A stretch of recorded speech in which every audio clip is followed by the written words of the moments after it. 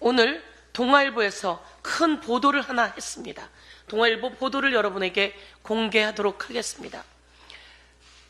박정훈 대령이 6명에 대해서 과실치사 혐의가 있다며 수사를 했습니다. 수사를 하고 여긴 범죄 행위가 결합되어 있다고 경찰에 이첩했습니다.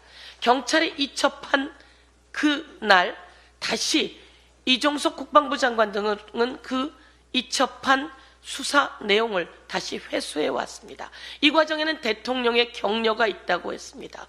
그러면서 이종석 국방부 장관은 이 수사 기록을 국방부 조사본부에 넘기고 조사하게 지시했습니다. 조사하는 동안 중간 보고가 나왔습니다. 중간 보고에는 6명의 이름이 적시되어 있고 문제가 있다, 과실치사가 있다, 이렇게 조사본부가 중간 보고를 했습니다. 거기에는 임성근이 수풀을 헤치고 밑으로 내려가라 라고 하는 내용이 있어서 임성근은 과실치사 혐의가 있다 라고 조사본부가 중간 보고를 했습니다. 그러자 다시 이에 대해서 조사가 이루어지고 그 조사 끝내는 2명만 혐의가 있다고 적시되어 나옵니다. 그런데 그 과정에서 이종석 국방부 장관의 군사보좌관인 박진희가 이 국방부 조사본부로 30차례나 30여 차례나 전화를 했습니다. 바로 이것이 수사 외압입니다. 이 내용이 이번에 공수처에서 확보된 내용이라는 겁니다. 30여 차례나 국방부 조사본부에 전화를 했고 끝내는 6명 과실치사가 2명으로 탈바꿈하는 일이 일어났습니다. 여러분, 박진희 혼자 했겠습니까? 이종석 국방부 장관의 지시가 있었겠죠? 이종석 국방부 장관은 혼자 했겠습니까? 윤석열 대통령의 지시가 있었습니다. 그 사이에 또 다른 용산, 임기훈 등의 전화가 있었을 거다, 용산 대통령의 지시가 있었을 거다, 이렇게 저희는 의혹을 제기하지 않을 수 없습니다. 그 과정에서 메모가 발견되었습니다. 이 메모에는 구체적으로 이렇게 적혀 있습니다.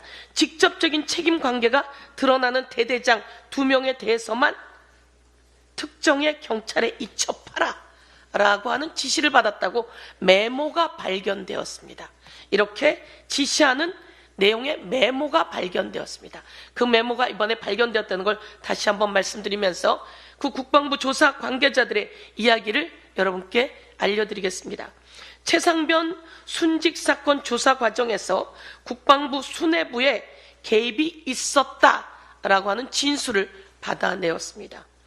국방부 수뇌부의 개입으로 재검토 결과가 바뀌었다라고 하는 진술까지 공수처가 받아냈다라고 하는 동아일보의 보도가 있었습니다.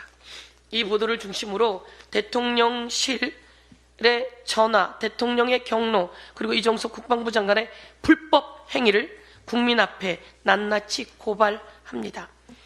심우정 법무부 차관을 검찰총장에 앉혔다라고 하는 보도가 나왔습니다. 2020년 추미애 법무부 장관이 옳았습니다. 2020년 추미애 법무부 장관이 윤석열 검찰총장을 징계했습니다. 그 징계 과정에서 그 징계를 거부했던 기조실장이 심우정 법무부 차관이 되었으며 그 자가 이번에 검찰총장이 된 자입니다. 심우정은 과연 제대로 법 집행을 할까요? 윤석열 대통령의 마음에 쏙 든 윤석열 대통령의 꼭두각시일 거다라고 하는 게 많은 평가입니다. 이에 대해서 국민이 두고 책임을 물을 것입니다. 이상입니다.